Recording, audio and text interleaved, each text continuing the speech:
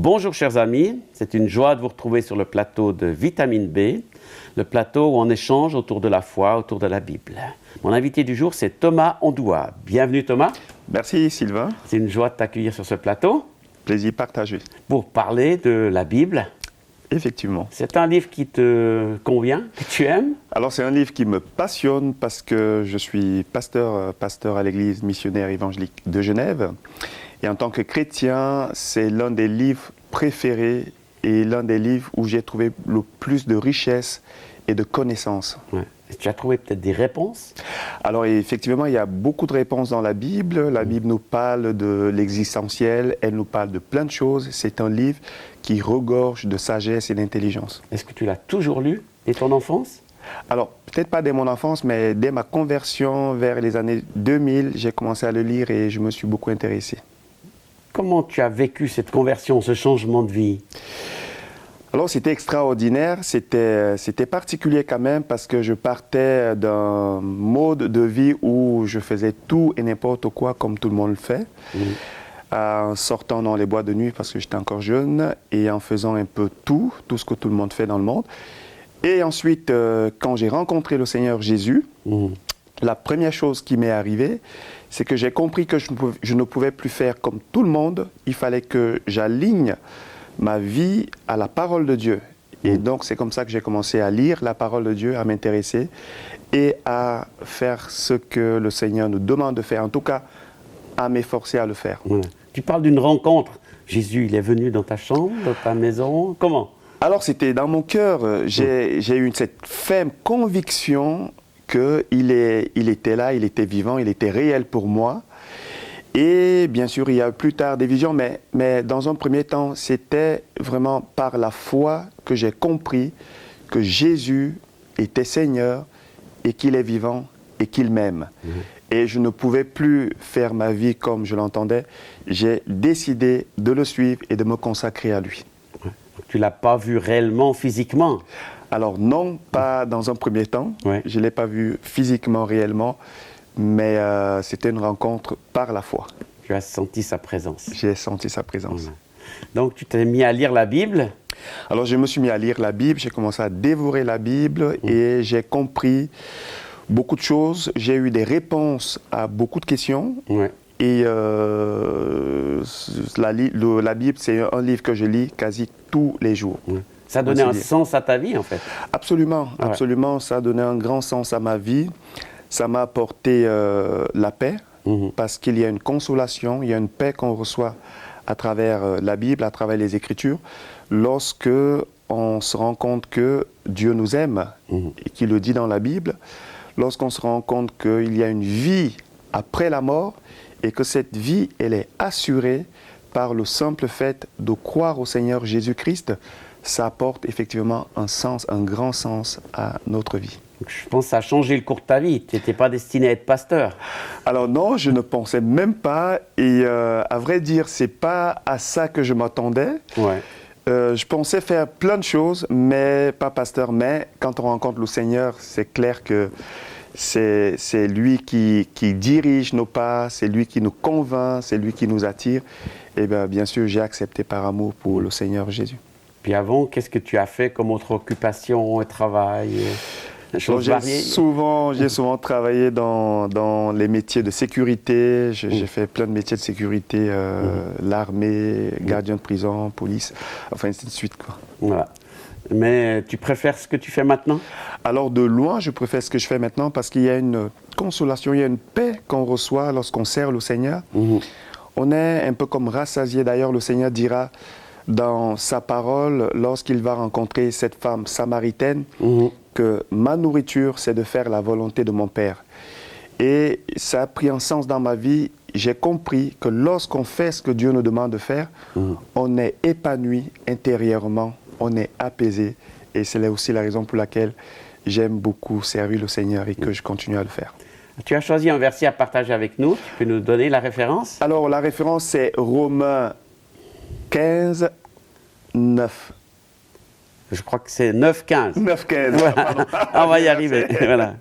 Alors, il est écrit, en effet, il dit à Moïse, je ferai grâce à qui je veux faire grâce, j'aurai compassion de qui je veux avoir compassion. Oui. Waouh, quel beau texte. Ah oui. Ouais. Ah oui. C'est Dieu qui parle. C'est Dieu qui parle. Il C'est parle Dieu à qui Moïse, mais il te parle aussi à toi. Il parle à tout le monde qui veut recevoir sa grâce. Ouais. Alors ce verset nous parle de la grâce de Dieu. Pourquoi est-ce qu'il m'a autant parlé? Pourquoi est-ce qu'il me parle autant? Simplement parce que je crois que la meilleure chose que nous puissions recevoir de Dieu, c'est sa grâce. Et lorsqu'on parle de grâce, évidemment, on parle de cette miséricorde que Dieu accorde à des personnes sans les œuvres. Avant même qu'elles n'aient produit quoi que ce soit, Dieu leur accorde la grâce. C'est une faveur qui vient de Dieu et qui ne dépend pas des œuvres. Ce n'est pas un mot qu'on utilise beaucoup dans la société, dans le travail, dans les entreprises. Et Bien sûr, parce que nous vivons, Sylvain, dans un monde où tout s'obtient par mérite. Ouais. Tout s'obtient par mérite. Lorsqu'on donne, on attend un retour et c'est comme ça que ce monde fonctionne. Mais Dieu, à qui a tout créé et à qui appartient toute chose, lui, il peut décider pour certaines personnes qui le souhaitent, qui le veulent, de donner, accorder cette grâce, cette faveur qui ne vient pas, comme je l'ai dit, de ce qu'on aurait fait, mais simplement de son amour et de sa miséricorde. Donc c'est un cadeau, on n'a rien à faire. On n'a rien à faire si ce n'est de l'accepter et de croire en cette grâce. Voilà. Et c'est ce que tu as fait, et c'est ce que tu partages aussi? C'est ce que j'ai fait et c'est ce que je partage. Je crois, Sylvain, qu'il y a deux façons d'obtenir des choses venant de Dieu. Il y a deux façons. Soit on l'obtient par mérite, parce qu'on vit une vie de piété, une vie d'obéissance, une vie qui l'honore. Mais il y a un deuxième moyen, c'est obtenir ce qui vient de Dieu par grâce. On voit cela dans la vie de Marie, qui a enfanté Jésus lorsqu'il est venu sur cette terre. L'ange Gabriel, lorsqu'il va venir vers Marie, lui dira « Je te salue Marie, toi à qui une grâce a été accordée. » Elle était encore vierge, elle n'avait pas marché pendant longtemps avec le Seigneur. Je ne sais pas quelle était sa vie d'obéissance, de piété avec Dieu, mais Dieu décide en ce moment de lui accorder une grâce. Et c'est une grâce excellente puisqu'elle a enfanté le Fils de Dieu, le Sauveur du monde. On voit parallèlement Dieu accorder aussi sa bénédiction à Zacharie et Élisabeth, mais cette fois-ci, la Bible nous dit que c'était des personnes qui avaient une vie qui respectait scrupuleusement les commandements de Dieu. Autrement dit, ils étaient dans l'obéissance, ils étaient dans les œuvres. Et lorsque l'ange Gabriel vient apparaître à Zacharie, il lui dit « Ta prière a été exaucée ». Zacharie, en ce moment, il est encore en train de faire des œuvres. Il est en train de servir Dieu. Et Dieu vient le bénir. Dieu vient lui accorder sa bénédiction. Mais cette fois-là, parce qu'il vivait dans une vie de piété et d'obéissance. Quand on fait le parallèle, on voit que Marie obtient la grâce. Oui. Et Zacharie est béni à cause de son obéissance.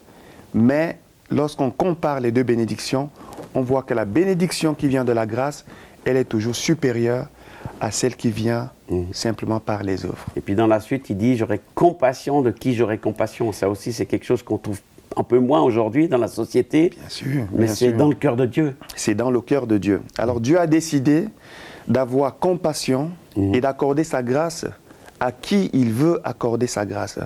C'est aussi une façon de montrer clairement qu'il est Dieu et il fait ce qu'il veut, il est souverain. Oui. Alors, les critères de sélection de Dieu, on ne les connaît pas. C'est aussi ça le mystère de la grâce, c'est qu'il peut l'accorder à quelqu'un qui ne le connaît pas, qui n'a pas encore accepté de croire en Jésus. C'est ça. Et il vient, il lui accorde sa grâce. Lui seul sait pourquoi il le fait, mais effectivement, il le fait parce qu'il a décidé de le faire. Toi, tu as déjà goûté à la compassion de Dieu dans ta vie? Alors, plusieurs fois, j'ai expérimenté la grâce et la compassion de Dieu à des moments où je ne m'y attendais même pas. Et c'est aussi ça qui m'amène à m'attacher davantage à Dieu. Parce que le but, lorsque Dieu accorde sa grâce, derrière le but, c'est qu'on puisse s'attacher à lui. Oui. Bien sûr, il faut l'accepter, il faut l'accueillir, il faut le croire, mais après, lorsqu'on a reçu cette grâce, le but naturellement, c'est de nous attacher à Dieu. Et tu ne le gardes pas pour toi, tu le partages plus loin, c'est ça? Bien sûr, bien sûr. Dieu, lorsqu'il va bénir Abraham, il lui dira, je te bénirai et tu deviendras une source de bénédiction. Lorsque Dieu nous accorde sa grâce, c'est un peu comme si on allumait une lumière en nous qui va aussi éclairer d'autres personnes. Lorsqu'on a reçu la grâce de Dieu, lorsqu'on a compris la grâce de Dieu, ça nous impacte tellement et qu'on ne peut pas le garder. On veut le partager à d'autres personnes. On veut dire à d'autres personnes, il y a une bénédiction, une faveur qu'on peut recevoir de celui qui a créé toutes choses. Et cela vient simplement du fait de croire et d'accepter cette grâce. Évidemment, nous sommes dans les temps de la Nouvelle Alliance où la grâce de Dieu, on l'obtient premièrement en croyant au Seigneur Jésus-Christ. Donc il y a sûrement des gens qui nous écoutent et qui disent « Mais est-ce que moi, c'est aussi pour moi ou c'est seulement réservé à une élite ou à des gens spéciaux comme toi ?» Alors la Bible nous dit que la grâce de Dieu, source de salut, a été manifestée pour tous les hommes. Ça veut dire que tout le monde qui veut croire en Jésus-Christ reçoit la grâce de Dieu. Il suffit simplement de croire. Peu importe ce qu'on a fait, peu importe ce qu'on a vécu. Ça a l'air trop simple. Alors, oui, ça a l'air simple, mais comme je le disais tout à l'heure, on n'est pas habitué aux choses simples. Ouais. On vit dans un monde qui fonctionne par mérite, et donc du coup, on a été conditionné. Mais Dieu, lui, lorsqu'il vient, il nous donne simplement sa grâce. Il suffit juste de le croire, de l'accepter, et c'est lui qui fait le reste. Donc ta mission, c'est un petit peu de dire aux gens, mais c'est plus simple que tu ne crois. Alors effectivement, la parole de Dieu le dit, c'est aussi pour ça que nous avons commencé par la parole, la Bible. Elle l'explique, elle dit ces choses, nous avons simplement besoin de croire. Dans Jean 3,16, il est dit, car Dieu a tant aimé le monde, qu'il a donné son Fils unique, afin que quiconque croit en lui ne périsse pas. On parle ici du jugement dernier, ne périsse pas, mais qu'il ait la vie éternelle. Il suffit juste de croire. C'est peut-être pour ça qu'on appelle la Bible la bonne nouvelle? Oui, la bonne nouvelle parce qu'elle nous parle du salut, elle nous parle des bénédictions de Dieu qu'on obtient par grâce, elle nous parle de la réconciliation avec Dieu, elle nous parle même d'être amis de Dieu, elle nous parle de connaître ce Dieu qui est inaccessible pour tout le monde, mais la Bible nous montre le chemin par lequel nous pouvons passer pour atteindre ce Dieu. Ce qui est parfois triste, c'est que beaucoup de gens, on a l'impression, ils pensent que c'est une mauvaise nouvelle, parce que suivre Dieu, il faut faire ci, il faut faire ça, et puis on n'est pas libre, et puis on est obligé. Comment tu vois ça, toi?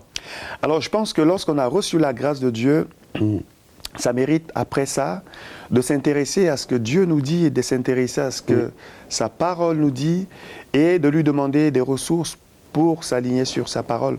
Mais dans un premier temps, nous n'avons simplement qu'à recevoir cette grâce, cette faveur. Et lorsqu'on la reçoit, il y a déjà dans la grâce de Dieu cette force, cette puissance qui nous amène à faire ce qu'il nous demande de faire. Et ce qu'il nous demande de faire, lorsqu'on considère les choses dans leur profondeur, on comprend que c'est premièrement pour notre bien. Voilà. Dieu est venu pour nous faire du bien. C'est son but, c'est son seul but, j'ai envie de dire pour l'homme, lui faire du bien. Et lorsque on s'aligne sur les commandements de Dieu, en s'appuyant sur la force qu'il nous donne, on comprend finalement que c'est pour notre bien. Donc c'est pas si difficile que ça en a l'air de l'extérieur. Non, parce que ici, lorsqu'on travaille dans une société, dans le monde, lorsqu'on travaille dans une société, on attend qu'on nous donne l'équipement, mais c'est à nous de travailler, c'est à nous de nous lever, d'aller au travail et de faire le travail pour lequel on nous a engagés. Dieu, lorsqu'il nous appelle, il nous donne la capacité, les moyens et même la volonté de marcher dans ses voies. On ne peut pas obéir à Dieu sans Dieu. Il est là pour nous aider, pour nous encourager. Nous avons simplement à recevoir, à lui demander à recevoir cette force. Donc tu ne regrettes pas ce changement de vie? Absolument pas. Lorsque je regarde ma vie quelques années en arrière, lorsque je considère mon parcours, même les épreuves que j'ai vécues après m'être tourné vers le Seigneur, je ne regrette absolument pas. Je suis beaucoup plus épanoui depuis que j'ai rencontré le Seigneur, Parce que ma vie, comme on l'a dit tout à l'heure, elle a pris un autre sens. Elle a pris une nouvelle tournure. Je sais aujourd'hui que je suis aimé de mon Créateur. Je sais aujourd'hui que si je devais fermer les yeux, il y a une vie après la mort. Et cette vie-là, je l'aurai auprès de celui qui m'a accordé sa grâce. Eh bien, merci beaucoup pour cet échange. C'est très, très riche, c'est très encourageant. Je crois qu'on peut dire à tous, vous pouvez prendre la grâce de Dieu, à recevoir. Effectivement, elle est accessible. Elle n'est pas si compliquée que ça, elle n'est pas si difficile que ça. Nous sommes dans un monde où nous courons après plein de richesses, après la gloire et après plein de choses. Et l'essentiel pour un être humain, puisque nous le savons, un jour ou l'autre, notre vie sur terre va s'arrêter. Mais la grâce que nous recevons de Dieu, simplement en l'acceptant, en acceptant de croire en Jésus-Christ, cette grâce-là, elle va nous garantir une vie auprès de Dieu après que nous soyons partis de ce monde. Eh bien, merci beaucoup Thomas Merci pour le à toi. partage avec cette bonne nouvelle. Merci à toi. Alors on dit à tous, soyez aussi réceptifs à cette grâce de Dieu. Dieu l'a aussi préparée pour vous. C'est un cadeau, il n'y a pas d'effort extraordinaire à faire si ce n'est d'abord d'accepter Christ et ensuite de le suivre, bien sûr. Alors soyez bénis et au plaisir de vous retrouver sur une prochaine émission Vitamine B.